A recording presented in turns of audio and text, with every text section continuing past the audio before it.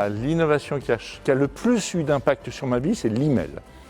C'est la messagerie électronique, où quand j'ai commencé mon activité médicale au sein d'un hôpital, j'étais probablement le deuxième ou le troisième à avoir une adresse email, à un tel point d'ailleurs que cette adresse, je la conserve très précieusement parce qu'elle est tellement simple que c'est une évidence. Et je me rappelle qu'à l'époque, je regardais ma boîte mail en espérant un message tous les jours et j'avais en moyenne 5 messages par semaine. Et ça, c'était en 1994.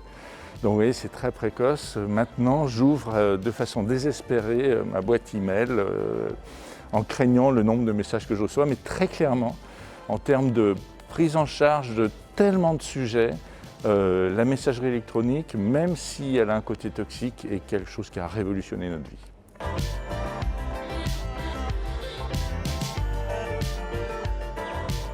La téléportation.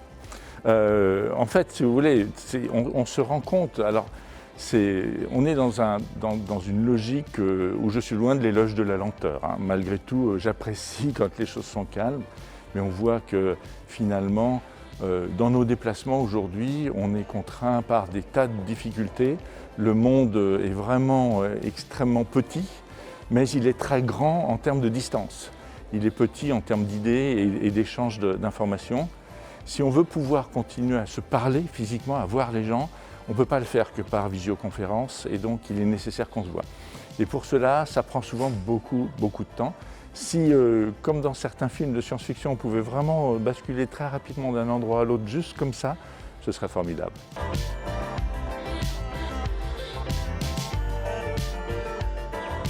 Ah bah c'est relativement simple. De nouveau, on retombe sur la bulle Internet. On voit bien qu'il y a quand même un monde d'avant Internet et d'un monde d'après Internet, avec bien évidemment des conséquences extrêmement positives, mais aussi potentiellement délétères. C'est un formidable outil, mais c'est aussi un outil qui est terriblement dangereux.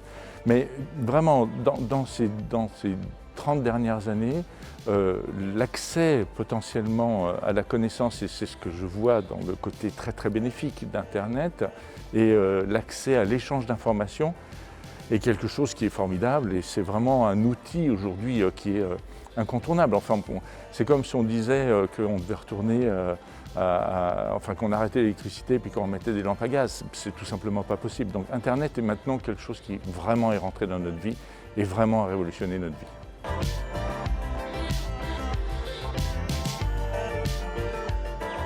Étant scientifique, pour moi, l'innovation est d'abord un progrès. Mais il faut toujours garder en tête que ces progrès, il y a le côté bénéfique qui est très souvent visible d'emblée.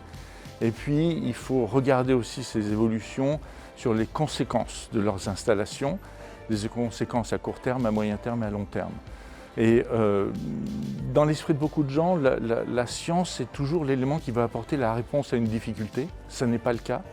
Et je pense que dans l'évolution des choses, qu'il faut toujours essayer de garder un esprit éthique pour essayer de voir si les innovations, quand elles émergent, est-ce qu'elles sont bénéfiques à l'ensemble et pas seulement à un nombre restreint de personnes. Et la deuxième chose, c'est quels moyens a-t-on pour avoir des garde-fous lorsque l'innovation n'est pas acceptable, hein, et l'eugénisme est une innovation qui n'est pas acceptable, par exemple.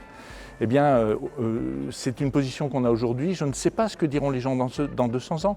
Et regardons bien à l'aune de ce que l'on a, nous, en termes de connaissances et comme repères, pour dire telle innovation est éthique, telle autre ne l'est pas, en n'enterrant rien a priori, dans un sens comme dans l'autre, parce que les mentalités évoluent, la situation du monde évolue et que peut-être on sera amené à prendre des décisions qui seront nécessaires et qui seront utiles, pas forcément nécessaires du fait de la contrainte, mais utiles parce que vraiment indispensables et qui aujourd'hui sont inacceptables mais qui le deviendraient parfaitement acceptables dans quelques temps.